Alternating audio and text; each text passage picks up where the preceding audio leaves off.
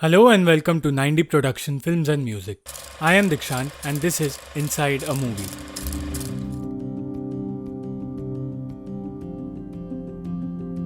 आज हम बात करेंगे 2004 में रिलीज हुई एक French romantic drama a very long engagement के बारे में, जिसके डायरेक्टर है जॉन पियर जूनेट और जिसकी लीड एक्ट्रेस है ऑड्रे टोटो। ये कहानी 1991 में रिलीज हुई एक नॉवेल पर बेस्ड है जिसे सेबेस्टियन जप्रीसो ने लिखा था, और ये एक लड़की और उसके सफर के बारे में है जो अपने मंगेतर को ढूंढने निकलती है, जिसे वर्ल्ड वॉर के वक्त सेना में भर्ती होना पड़ा था।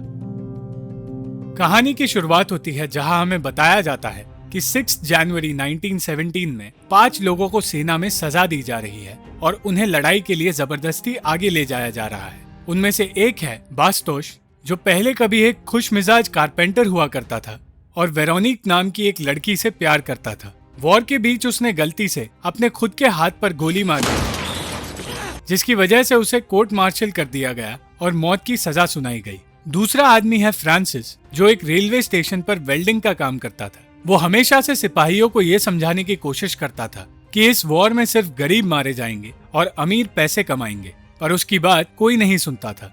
वो दूसरों को मारना नहीं चाहता था और खून खराबे से दूर रहना चाहता था, इसीलिए उसने अपना हाथ जलाने की कोशिश की थी। तीसरा आदमी बेनोई उन 5 में सबसे बहादुर था, क्योंकि उसने अपने साथ के सिपाही को मार डाला था जब उसने देखा कि वो दूसरे मरे हुए सिपाहियों को लात मार मार कर उठाने की कोशिश कर रहा था।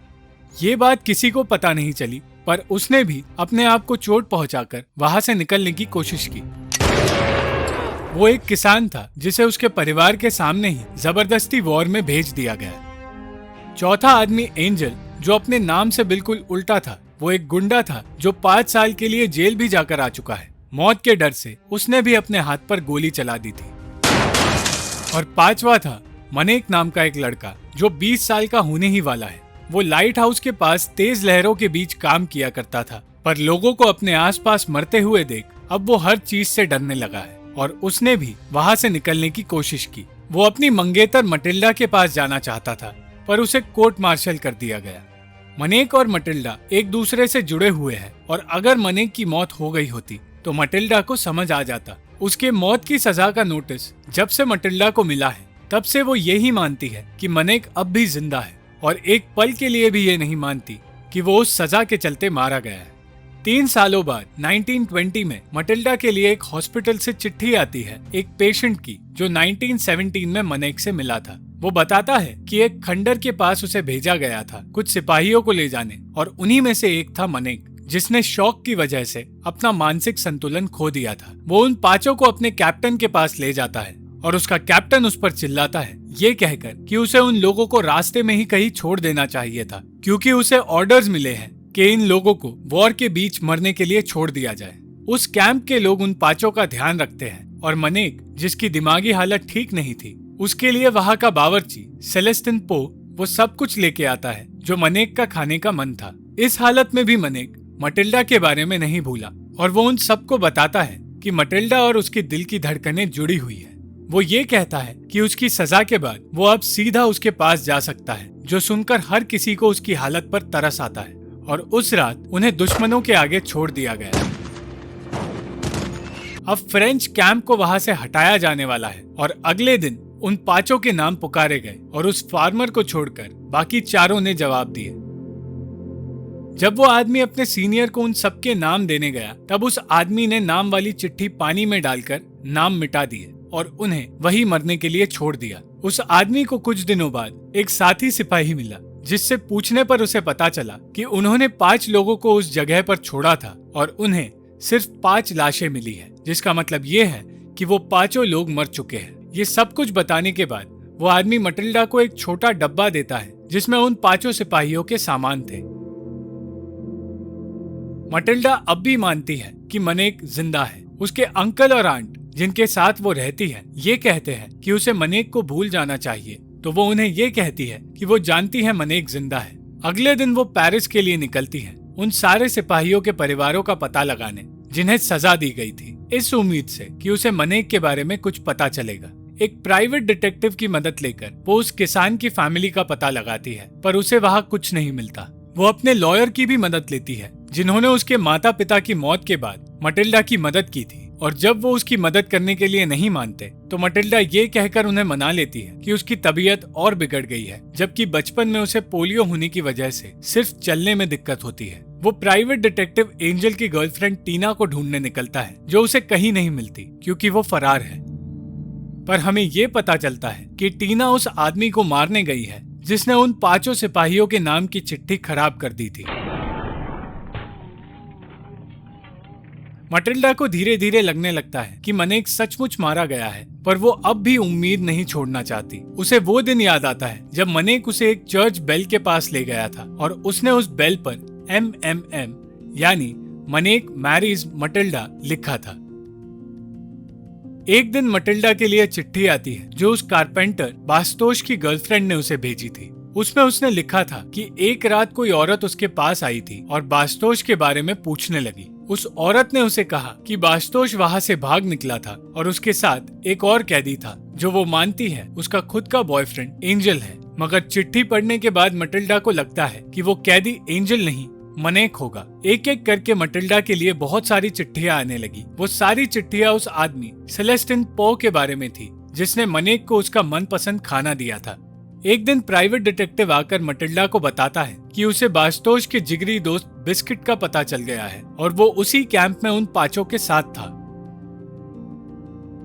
टीना को एक सिपाही ने ये बताया था कि उसने 2 लोगों को वहां से जिंदा निकलते हुए देखा, जिनमें से एक ने जर्मन जूते पहने थे, यानी कि बास्तोश। मटिल्डा को उसके अंकल कहते हैं कि हो सकता है वो दूसरा आदमी बास्तोश का दोस्त बिस्किट हो, पर मटिल्डा अब भी ये मानती है कि बिस्किट ने बास्तोश और मनेक को बचाया होगा।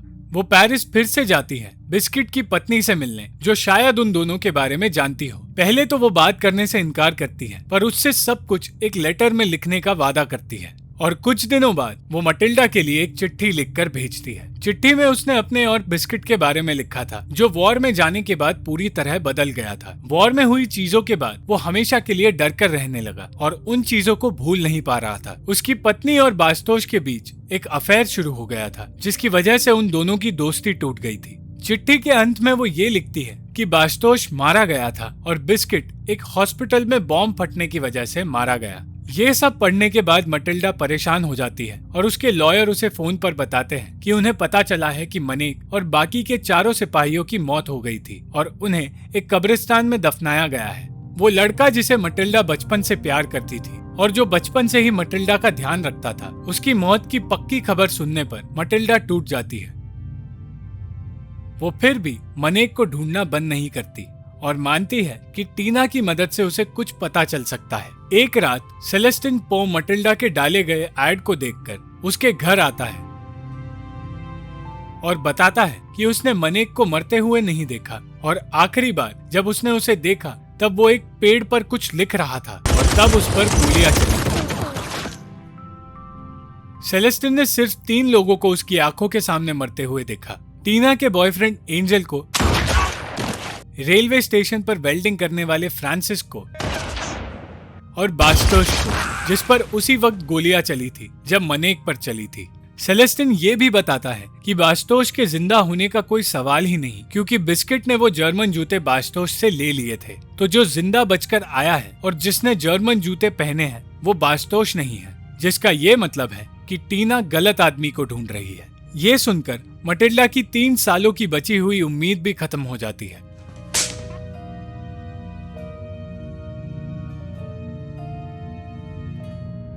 वो आखिरी बार उस जगह जाना चाहती है जहां वो कैंप हुआ करता था। उस जगह पर जाने के बाद वो लोग एक कैफे में बैठकर मनेक के उस ग्लव के बारे में बात करते हैं जो सेलेस्टिन ने उसे दिया था। उनकी टेबल के पास बैठी एक जर्मन औरत उनकी बात सुनती है और मटिल्डा को कुछ बताती है। वो उसे बताती है कि उसका भाई उस वॉर में मारा गया था और उसके साथी ने बताया कि मरने से पहले उसने मनेक को देखा था। उसने उस फार्मर को भी देखा था जो 2 बार मौत के मुंह से बचकर निकला था और जिसे हर कोई मरा हुआ समझ रहा था।